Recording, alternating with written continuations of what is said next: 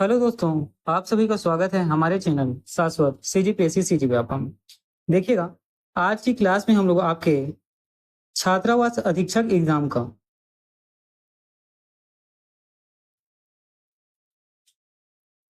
ठीक है, आपके छात्रावास अधीक्षक एग्जाम का जो करंट वाला सेक्शन है ना, करंट अफेयर का सेक्शन है। यहाँ से आपके पेपर में 5 नंबर के प्रश्न पूछे जाएंगे, ऐसा आपके सिलेबस में दिया हुआ है। इसी के अकॉर्डिंग आज हमारा जो है करंट का पहला क्लास है ना, आपके करंट का जो है पहला क्लास है। तो चलिए आगे क्लास को हम लोग आज कंटिन्यू करते हैं।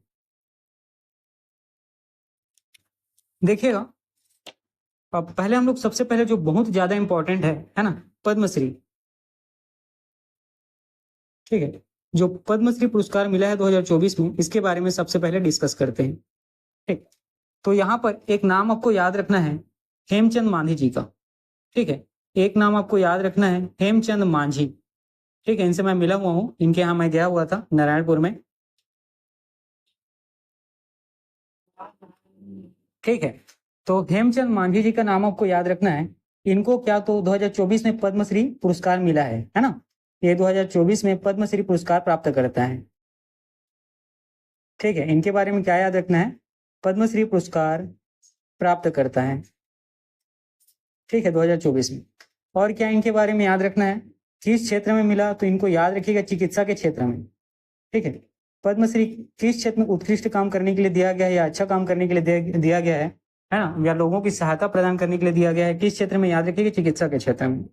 ठीक है, किस क्षेत्र में, तो चिकित्सा के क्षेत्र में। और किस तरीके का चिकित्सा, तो याद रखिएगा ये पारंपरिक जो औषधि है ना, जड़ी बूटी है जो वहां के जंगलों में मिलता है।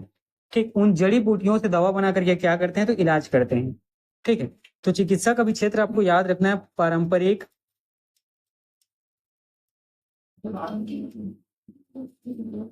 औषधि जड़ी बूटी। ठीक है, जो पारंपरिक औषधि जड़ी बूटी जो जंगल में मिलता है, इन इनका जो ये दवा बनाकर क्या करते थे, तो चिकित्सा करते थे, इलाज करते थे। यहाँ तक चीजें क्लियर हुई। और ये कहाँ के हैं हेमचंद मांझी, तो आपको याद रखना है छोटे डोंगर क्षेत्र नारायणपुर जिले से, है ना। छोटे डोंगर क्षेत्र नारायणपुर जिले से ये बिलोंग करते हैं।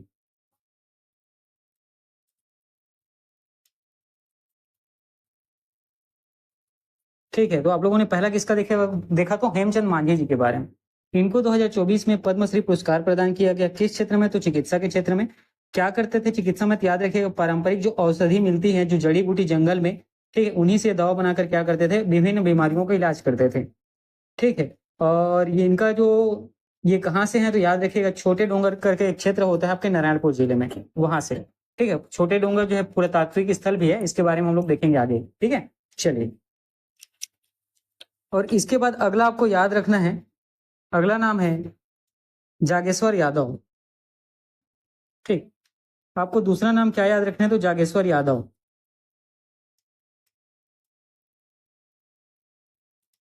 ठीक, जागेश्वर यादव के बारे में भी क्या याद रखने के, इन्हें 2024 में पद्मश्री मिला है।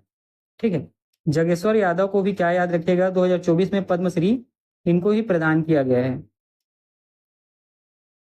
ठीक है, और इनका क्षेत्र क्या था, कौन से क्षेत्र में इन्हें पुरस्कार दिया गया, तो याद रखिएगा समाज सेवा। ये समाज सेवा लोक कल्याण का कार्य करते थे, है ना। इसके लिए इन्हें क्या दिया गया, तो पद्मश्री पुरस्कार दिया गया।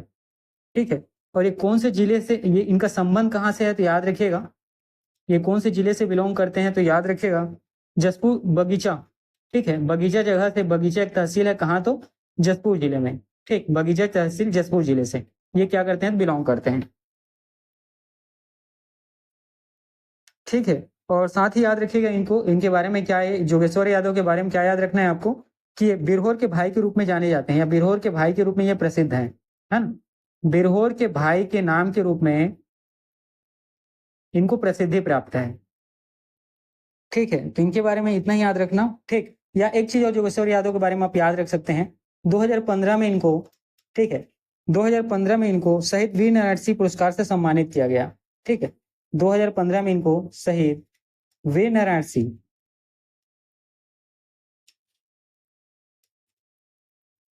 पुरस्कार से सम्मानित किया गया।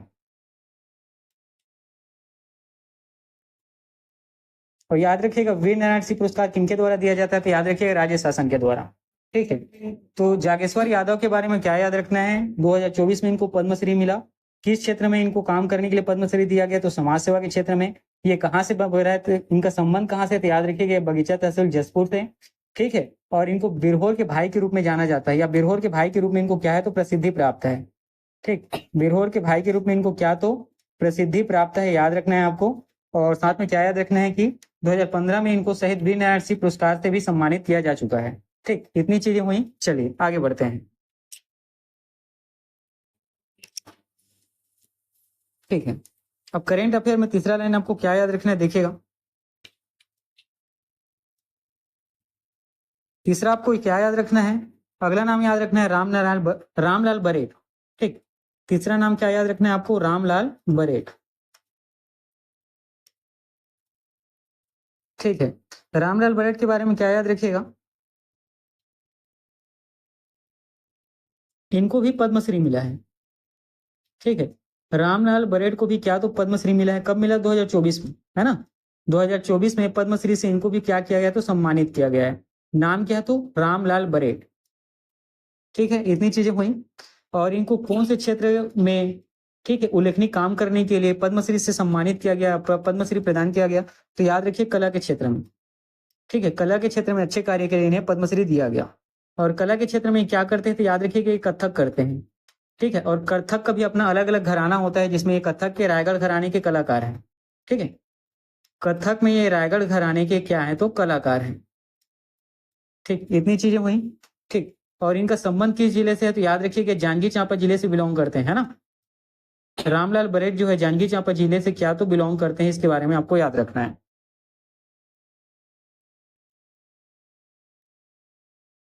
ठीक है, और इनके बारे में, रामलाल बरेठ जी के बारे में एक बार और याद रखना है आपको, कि रायगढ़ में चक्रधर संगीत विद्यालय की स्थापना इनके द्वारा की गई है। ठीक है, रायगढ़ में चक्रधर संगीत विद्यालय की स्थापना जो है रामलाल बरेठ के द्वारा की गई है।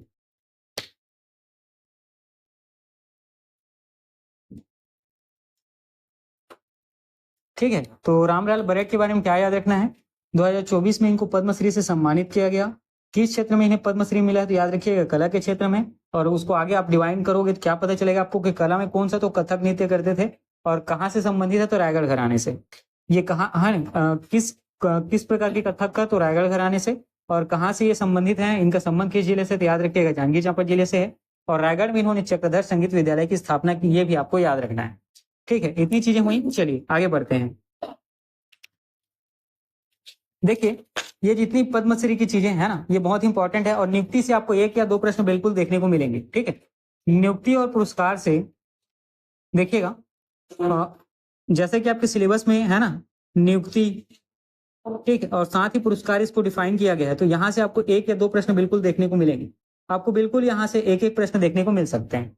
ठीक है, चलिए आगे बढ़िए। देखिएगा, अब हम लोग नियुक्ति के ऊपर बात करते हैं। तो एक नाम आपको याद रखना है, अजय सिंह जी का। अजय सिंह।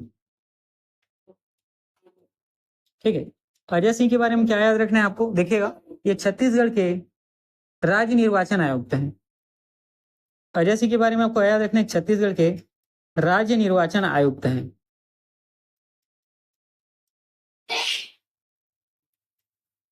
ठीक, ये चीज आपको याद रखना है।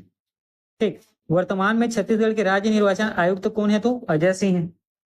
ठीक है, और इनके पहले कौन थे, ठीक है, या इन्होंने किसका स्थान लिया, इनके पहले कौन थे या किसका स्थान लिया, तो याद रखिएगा उनका नाम है ठाकुर राम सिंह।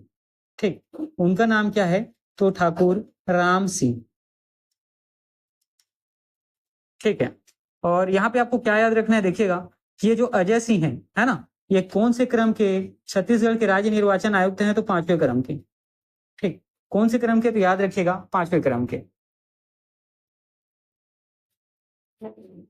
ठीक है, और याद रखिएगा छत्तीसगढ़ के जो राज्य निर्वाचन आयुक्त में पहले कौन थे, तो पहले नाम है सुशील त्रिवेदी जी का नाम।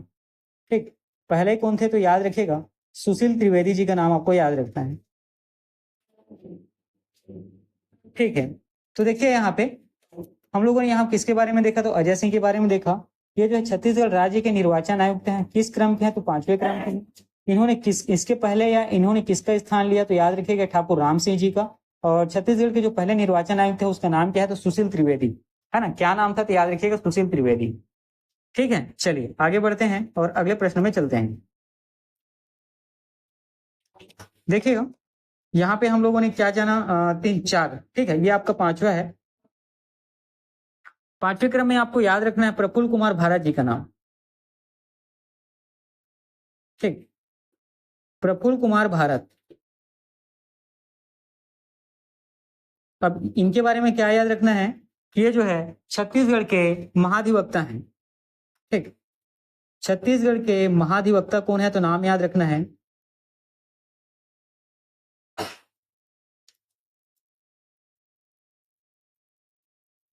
ठीक। सॉरी, है ना। देखिएगा छत्तीसगढ़ के महाधिवक्ता कौन है वर्तमान में, तो याद रखिएगा प्रफुल्ल कुमार भारत जी। ठीक है, प्रफुल्ल कुमार भारत जी। साथ ही प्रफुल्ल कुमार भारत जी कौन से क्रम के हैं, तो याद रखिएगा 9वें क्रम के। यहाँ ये उतना इंपॉर्टेंट नहीं है। ठीक है, प्रफुल्ल कुमार भारत जी के बारे में क्या याद रखना है कि छत्तीसगढ़ के महाधिवक्ता हैं। ठीक है, इसके पहले कौन थे या इन्होंने किसका स्थान लिया, ठीक है, ये किसके स्थान पे छत्तीसगढ़ के महाधिवक्ता बने, तो याद रखिएगा सतीश चंद्र वर्मा जी के। ठीक, इसके पहले कौन थे, तो याद रखिएगा सतीश चंद्र वर्मा जी। ठीक है, और यहाँ पे अगर आपसे पूछा जाएगा छत्तीसगढ़ के पहले महाधिवक्ता कौन थे, तो पहले में याद रखना है रविंद्र श्रीवास्तव। ठीक, पहले में क्या नाम याद रखना है, रविंद्र श्रीवास्तव जी का नाम। ठीक है, चलिए देखिए प्रफुल्ल कुमार भारत के बारे में क्या याद रखना है आपको कि छत्तीसगढ़ के महाधिवक्ता हैं। इन्होंने किसका स्थान लिया, तो सतीश चंद्र वर्मा का। और छत्तीसगढ़ के पहले महाधिवक्ता कौन है, तो नाम याद रखिएगा रविंद्र श्रीवास्तव। क्या नाम, तो रविंद्र श्रीवास्तव। ठीक है, इतनी चीजें हुई, चलिए आगे बढ़ते हैं।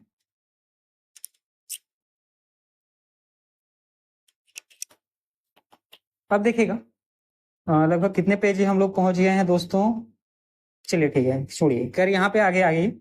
इसके बाद आपको नाम याद रखना है नरेंद्र कुमार शुक्ला।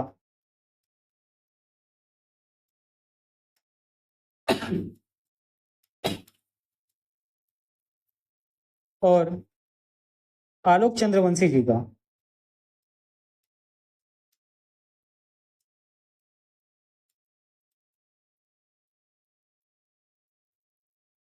देखिएगा इसके बाद आपको 2 और नाम याद रखने हैं, नरेंद्र कुमार शुक्ला और आलोक चंद्रवंशी जी का। इनके बारे में क्या याद रखना है कि ये राज्य सूचना आयुक्त हैं। ठीक है, छत्तीसगढ़ राज्य के सूचना आयुक्त के बारे में देखिएगा यहाँ पे।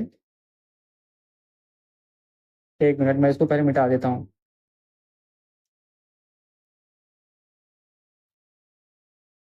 ठीक है, इनके बारे में क्या याद रखना है कि छत्तीसगढ़ के ये राज्य सूचना आयुक्त हैं।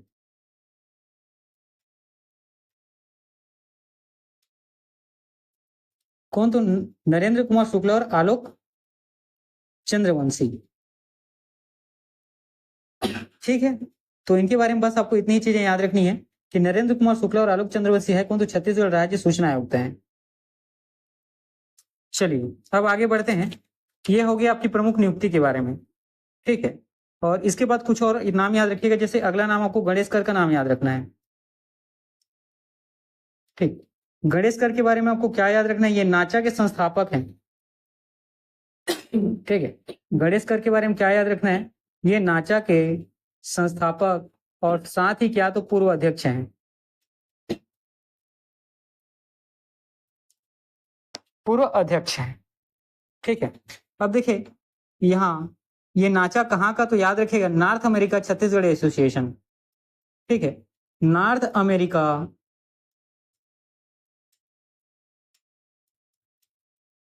छत्तीसगढ़ एसोसिएशन।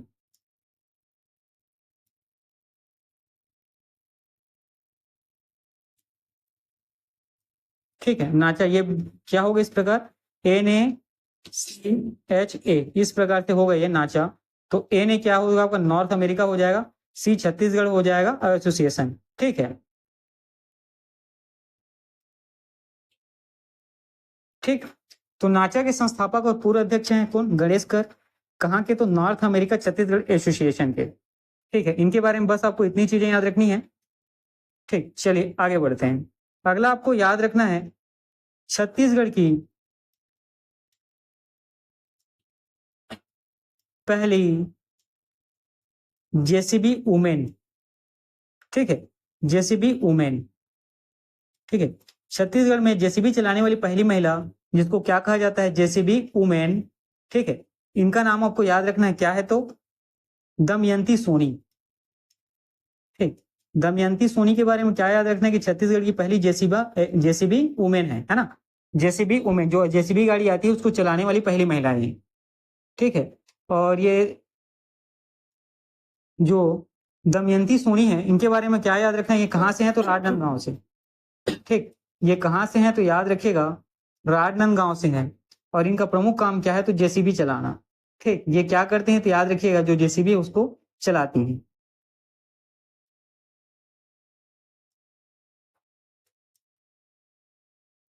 ठीक है, तो छत्तीसगढ़ की पहली जेसीबी वुमेन के बारे में आपको नाम याद रखना है, दमयंती सोनी। कहाँ से है? तो राजनांदगांव से। ये करती क्या है? तो याद रखिएगा जेसीबी को चलाने का प्रमुख कार्य है। ठीक, चलिए आगे बढ़ते हैं।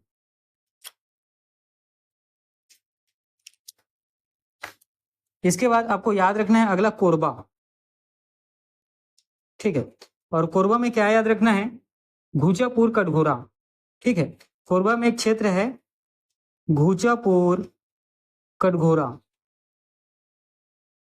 ठीक है, अब यहाँ इंपॉर्टेंट क्या है? तो याद रखिएगा यहाँ देश की पहली लिथियम खदान होगी।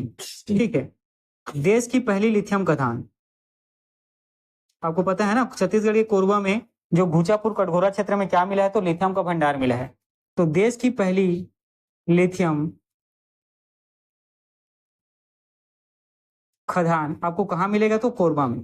ये लिथियम क्या है? तो याद रखिएगा लिथियम जो आपकी बाइक की जो बैटरी है ना, उसमें जो लिथियम डलता है, ठीक है, वो है। साथ ही आपकी जो मोबाइल की बैटरी होती है ना, इसकी क्या होती है? प्रोडक्टिविटी अच्छा होता है। ठीक है, और ये रिचार्जेबल होता है। ठीक है, तो यहाँ पे आप लोगों ने क्या देखा? कोरबा के घोचापुर कटघोरा क्षेत्र में देश की पहली लिथियम खदान आपको देखने को मिलेगा।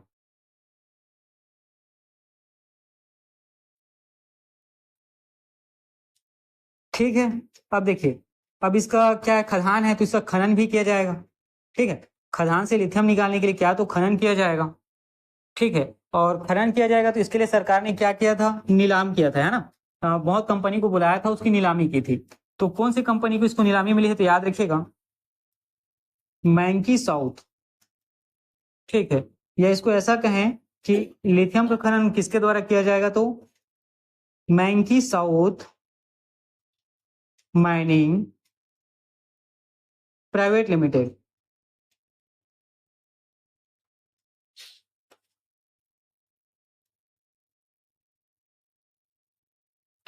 ठीक है, तो यहाँ पर आपको क्या पता चला कि कोरबा के घोजापुर क्षेत्र में, है ना, जो घोजापुर कटघोरा क्षेत्र है, यहाँ देश का पहला लिथियम खदान है। ठीक है, क्योंकि इस क्षेत्र में क्या हुआ? लिथियम का भंडार आपको मिला है। और इसके बाद सरकार ने क्या किया? लिथियम भंडार मिलने के बाद इसे खनन कार्य के लिए, है ना, नीलामी की प्रक्रिया शुरू की। और उस दौरान किसको नीलामी मिली? तो मैंकी साउथ माइनिंग प्राइवेट लिमिटेड को। और इसका अगर आपको पूछा जाएगा कि कितने एरिया में है या क्षेत्रफल इसका पूछा जाएगा, तो याद रखिएगा 250 हेक्टेयर, लगभग 250 हेक्टेयर। ये चीज आपको या इसके बारे में बस याद रखनी है। ठीक है, तो यहां तक बस इतनी चीजें आपको याद रखनी है। चलिए आगे बढ़ते हैं। ठीक है, अगला आपको याद रखना है ढाबा गांव राजनांदगांव। ठीक है, एक ढाबा गांव है और ये कहाँ है? तो याद रखिएगा राजनांदगांव जिले में।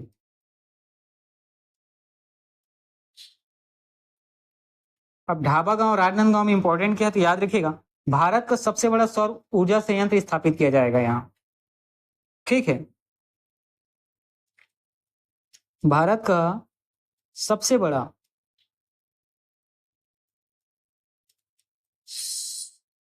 सौर ऊर्जा संयंत्र, ठीक है, भारत का सबसे बड़ा सौर ऊर्जा संयंत्र यहाँ स्थापित किया गया।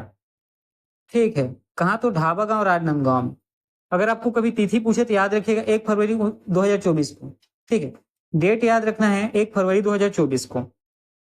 ठीक है, इसकी स्थापना हुई 1 फरवरी 2024 को और इसकी स्थापनाकर्ता का नाम याद रखिएगा, यह है भारतीय सौर ऊर्जा निगम। और किसने इसको स्थापित किया तो नाम याद रखिएगा, भारतीय सौर ऊर्जा निगम के द्वारा।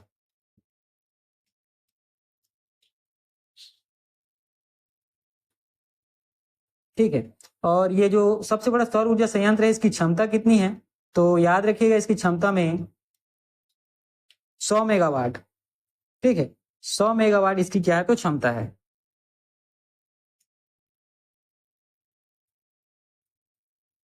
ठीक है, और साथ में इंपॉर्टेंट और एक चीज याद रखना, देश का पहला ऑन ग्रिड सोलर सिस्टम है। ठीक है, देश का पहला ऑन ग्रिड सोलर सिस्टम है।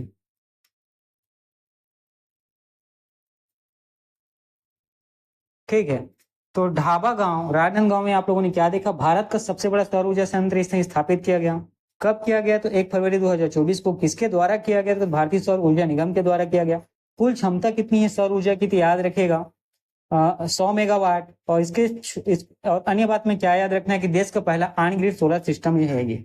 ठीक है, देश का पहला ऑन ग्रिड सोलर सिस्टम ये। ठीक है, इतनी चीजें क्लियर हुई, चलिए आगे बढ़ते हैं। ठीक है, अब इसके बाद आपको फिर कोरबा जिले में चलते हैं। ठीक है, इसके बाद फिर हम लोग कोरबा जिले में चलते हैं और कोरबा जिले में 2 जगह का नाम याद रखना है। एक नाम याद रखना है आपको गेवरा का। ठीक है, दूसरा नाम याद रखना है कुसमुंडा का। ठीक है, गेवरा के बारे में क्या याद रखना है, ये कोयला खनन क्षेत्र है। ठीक है, और कुसमुंडा के बारे में भी क्या याद रखना है, ये भी आपका कोयला क्षेत्र है। ठीक है, दोनों क्या है, समृद्ध कोयला क्षेत्र है। और यहाँ पे आपको याद रखना है, ये जो गेवरा में जो कोयला क्षेत्र है, ठीक है, पूरे एशिया में इसको, ठीक है, वर्ल्ड एटलस, देखिए समझिएगा इसको। गेवरा जो है ये कैसा है तो कोयला खनन क्षेत्र है ना, कोयला के नाम से यहाँ समृद्ध है। उसी प्रकार कुसमुंडा भी कोयला क्षेत्र है। ठीक, और इसको जो है गेवरा जो कोयला क्षेत्र है इसको दूसरा स्थान मिला। ठीक है, और कुसमुंडा को याद रखिएगा चौथा स्थान मिला। ठीक, अच्छा, स्थान गेवरा को दूसरा मिला, कुसमुंडा को चौथा मिला। इस स्थान देने वाली कंपनी का नाम क्या है जिसने ये चीज किया था तो याद रखिएगा worldatlas.com।